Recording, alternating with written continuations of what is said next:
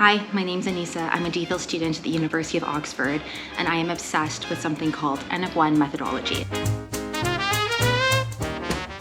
So N-of-1 trials are a little known and greatly underutilized study design in health research, which is pretty peculiar because they are actually at the top of the hierarchy of all primary health research designs. Yes, that seats them even above the more famous randomized controlled trial, or RCT. So what is an N-of-1 trial? An N-of-1 trial is a research design where there is only one participant, and that one individual goes through a series of alternating periods of intervention and control in what we call a crossover between those two conditions. And the order of the intervention or the control periods can be randomized. And because this one person is acting as their own perfect control in the study design, the N-of-1 trial actually has the ability to answer questions of causation. So does X intervention cause Y outcome? And that's a pretty powerful capacity of the N-of-1 trial that not many other research designs have. Most other research designs are only able to deduce potential associations but can't answer questions of causation.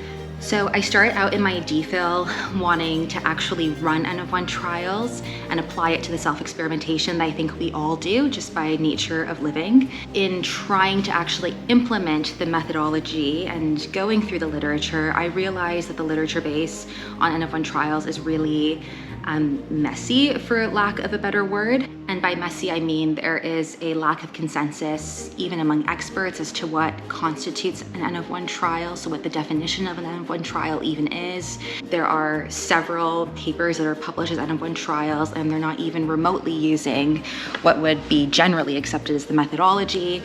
There isn't a good enough synthesis of all N-of-1 trials in the medical literature. And so, in a very simplistic way, my DPhil is trying to bring order to the chaos that seems to be the literature based on N-of-1 trials. And in that sense, it's taken a far more methodological turn. So my research question is, can N-of-1 trials be standardized to improve its understanding and use in assessing intervention effects for individuals in health research? Okay, I'm gonna end the video now by sharing 3 reasons, just 3, of why I think N-of-1 trials are so cool and why you should not sleep on them if you are someone who cares even a little bit about human health research. Number 1, the research practice gap. There are a lot of buzzy words and phrases in health research that you get to know over the years. One of them, to me at least, seems to be the notorious gap between research and practice. Some say it's 15 years, some say it's more. But the reason why an N-of-1 trial is so cool in this regard is that an N-of-1 trial is on one hand a research methodology, and simultaneously it is also a tool that can be used in clinical care to optimize it. N-of-1 trial in and of itself is actually both a research methodology and a tool for clinical practice. So it elegantly bridges that gap between research and practice.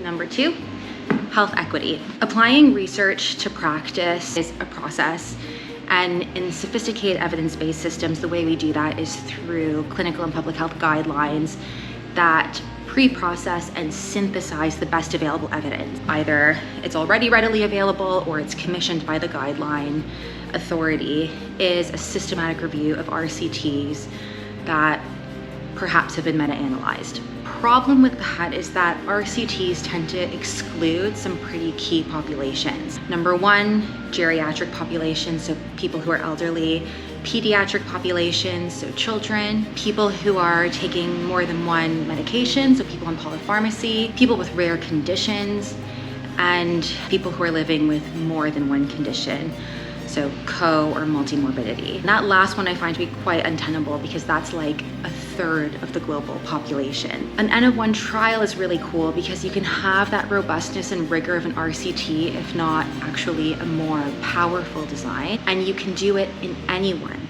You can do an N-of-1 trial in a child. You can do an N-of-1 trial in an elderly person. You can do an N-of-1 trial with someone who has a rare condition. You can do an N-of-1 trial on someone who is taking many medications at the same time or has many conditions all at once. In that way, N-of-1 trials are a tool to increase health equity. Okay, I'm gonna get back up for this last one.